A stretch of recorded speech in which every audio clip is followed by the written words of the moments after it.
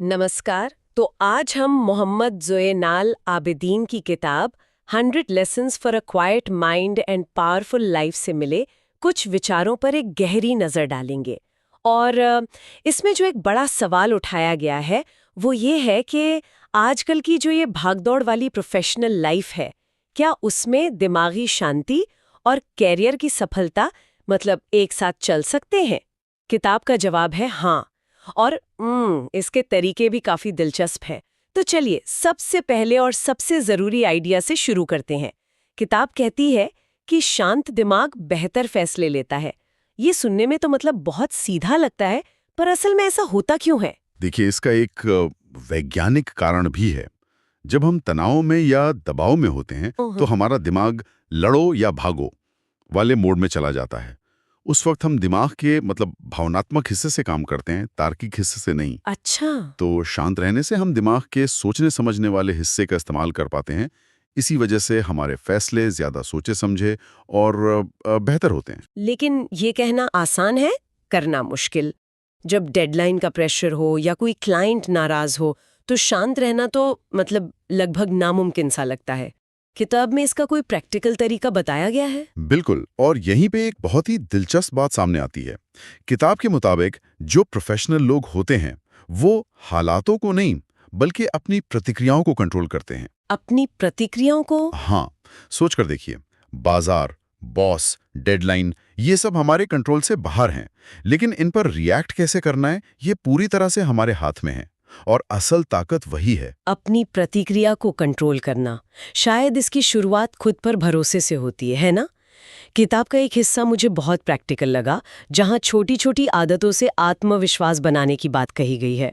मैं हमेशा बड़े लक्ष्यों के बारे में सोचती थी, लेकिन हाँ, ये बहुत बड़ा पॉइंट है। ये आइडिया कि रोज की छोटी छोटी जीतें असल में आत्मविश्वास बनाती हैं, ये मेरे लिए एक नया नजरिया था। मतलब ये है कि रोज खुद से किए छोटे वादे निभाना। जैसे अगर आपने तय किया कि आप हर सुबह बस 10 मिनट पढ़ेंगे और आप उसे लगातार करते हैं, तो ये एक छोटी सी जीत है। हाँ। ऐसी दर्जनों छोटी जीतें मिलकर आपके दिमाग को यकीन दिलाती हैं कि आप भरोसे के लायक हैं, और यही भरोसा आपकी लीडरशिप में साफ तौर पर दिखाई देता है। ये प्रेरणा से ज्यादा निरंतरता की शक्ति है। और शायद यही भरोसा हमें बेहतर सुनने की ताकत ही देता है। सही है। जब आप खुद में आत्मविश्वासी होते हैं तो आप दूसरे को चुपचाप बिना टोके सुन पाते हैं। इसी से जुड़ा किताब का एक आइडिया है जो कहता है खामोशी एक कॉम्पिटिटिव फायदा है। इससे मुझे वो मैनेजर याद आ गई जो मीटिंग में सबसे कम बोलती थी, लेकिन जब भी बोलती थी सब ध्यान से सुनते थे। हाँ बिल्कुल। आपने बहुत अच्छी बात कही। ये सीधे सीधे इमोशनल मास्टरी से जुड़ा है। जो मैनेजर सिर्फ रिपोर्ट और केपीआई पर ध्यान देने के बजाय अपनी टीम को गहराई से सुनते हैं, वे उन असली समस्याओं को पकड़ पाते हैं जो आंकड़ों में नहीं दिखती। सही बात है। ये बाहर की सफलता तय करती है। तो इन सब बातों का मतलब क्या निकलता है?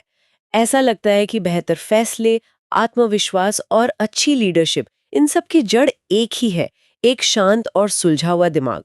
किताब में एक सेल्स पर्सन का उदाहरण दिया है। जो सेल्स पर्सन नतीजों से बहुत ज्यादा जुड़ा नहीं रहता, वो डर से नहीं बल्कि साफ सोच के साथ काम करता है। और ज्यादा सफल होता है। बिल्कुल। और ये हमें एक और जरूरी सबक सिखाता है, सादगी। ज्यादातर लोग चीजों को मुश्किल बनाकर बेहतर करने की कोशिश करते हैं, जबकि जो ऊंचा प्रदर्शन करने वाले लोग हैं वो पहले चीजों को सरल बनाते हैं, फिर उन्हें बेहतर करते हैं। तो कम प्राथमिकताएं रखना ज्यादा बेहतर नतीजे देता है। हाँ, क्योंकि आपका ध्यान नहीं बंटता। पर कई लोगों को लगेगा कि आज के मल्टीटास्किंग कल्चर में ये संभव नहीं है। क्या ये कम काम करो कहने जैसा नहीं है, जो असल दुनिया में मतलब काम नहीं करता? नहीं, देखिए, किताब के अनुसार इसका मतलब कम काम करना नहीं है। इसका मतलब है बेकार के कामों को हटाना। ये शोर को हटाकर सिग्नल पर ध्यान देने जैसा है। अच्छा। जब आप उन चीजों पर अपनी पूरी ऊर्जा लगाते हैं जो सच में मायने रखती हैं, तो नतीजे अपने आप बेहतर हो जाते हैं। आज की इस बातचीत को खत्म करने के लिए एक विचार के साथ श्रोताओं को छोड़ जाते हैं। एक शांत दिमाग सफलता को धीमा नहीं करता, बल्कि रास्ते की रुकावटों को हटाता है। असली ताकत शोर मचाने से नहीं, बल्कि साफ सोच के साथ चुपचाप काम करने से बढ़ती है।